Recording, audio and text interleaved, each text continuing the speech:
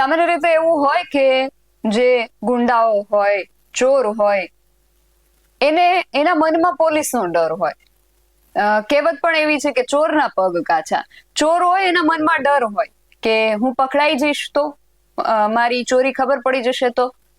પણ હવે આ બધું આજના આધુનિક યુગમાં જાણે પલટાતું જઈ રહ્યું છે. ગુંડાઓ, આવારા તત્વો, જેમાં પોલીસનો ડર ખરેખર હોવો જોઈએ એમાં નથી, અને સામાન્ય માણસોમાં પોલીસનો જે ડર છે એ વ્યાપક થતો જઈ રહ્યો છે. અને હવે એનાથી પણ એક સ્ટેપ આગળ વાત કરું તો સામાન્ય માણસોમાં પોલીસનો ડર હોય ત્યાં સુધી પણ આપણે જોયું, પણ હવે એક સ્ટેપ આગળ જાય છે કે ઉલટું થઈ રહ્યું છે. પોલીસમાં આવારા તત્વો અને ગુંડાઓનો ડર જોવા મળી રહ્યો છે. અને આનું ઉત્તમ ઉદાહરણ પાટણની પોલીસે પૂરું પાડ્યું છે.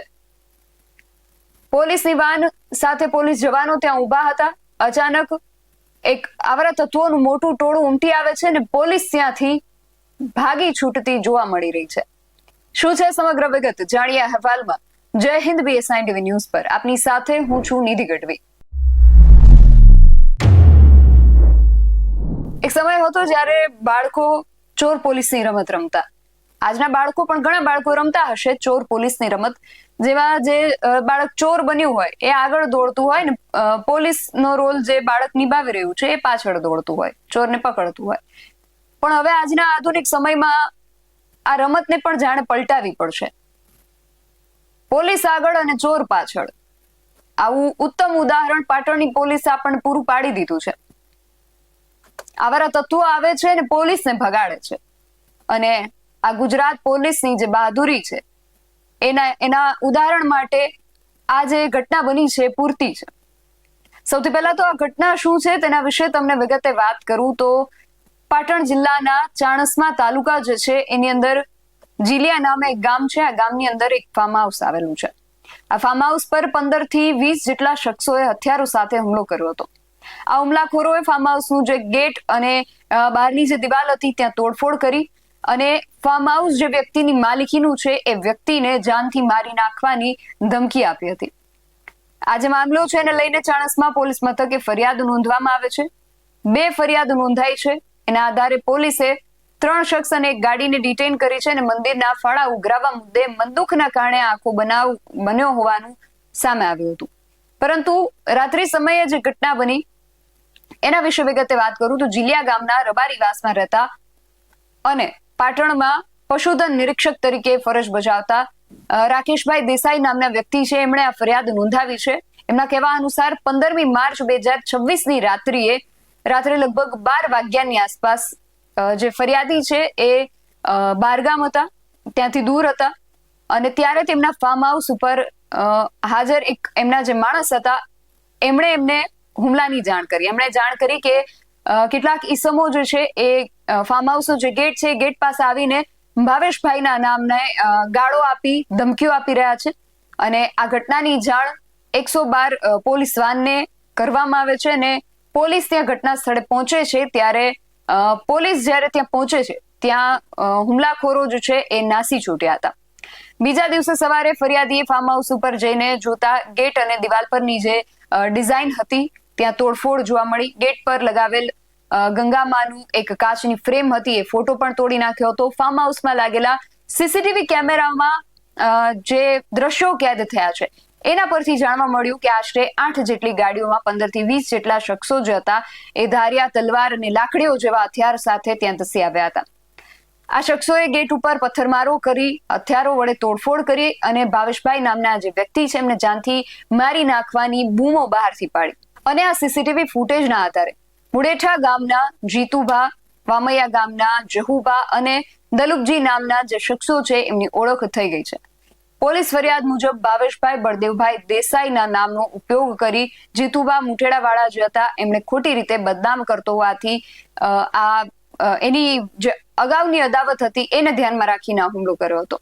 આખી જે ઘટના બની એ અંગે રાધનપુરના જે DYSP છે પરેશ રેણુકા એવું જણાવે છે કે 15મી માર્ચ 2026ની રાત્રિએ જીલિયા ગામના ભાવેશભાઈ દેસાઈની ચાણસ્મા પોલીસ સ્ટેશન ઉપર એક ફરિયાદ આવી હતી કે તેમના ફાર્મ હાઉસ ઉપર કેટલાક લોકોએ હુમલો કર્યો છે અને આ વર્દીના આધારે ચાણસ્મા પોલીસ સ્ટેશન 112ની ગાડી તાત્કાલિક ઘટના સ્થળ પર પહોંચી ગઈ હતી.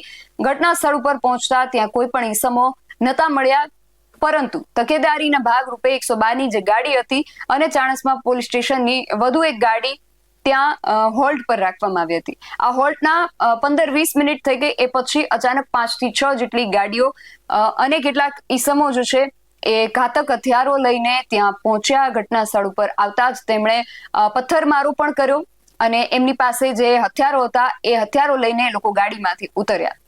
આજે ફાર્મ હાઉસના ગેટ આગળ પથ્થરમારો કરતા હતા એ દરમિયાન એક પથ્થર પોલીસની ગાડીને પણ વાગ્યો હતો અને અત્યારે આ પરિસ્થિતિ જે હતી એને જોતા પૂરતો પોલીસ બંદોબસ્ત ન હતો, એટલા માટે પૂરતા પોલીસ ફોર્સને લેવા માટે પોલીસની ગાડી ત્યાંથી નીકળી ગઈ હતી અને પોલીસની ગાડી પરત આવી ત્યારે આ ઘટના સ્થળ પર જે ઈસમો હતા એ નતા મળ્યા.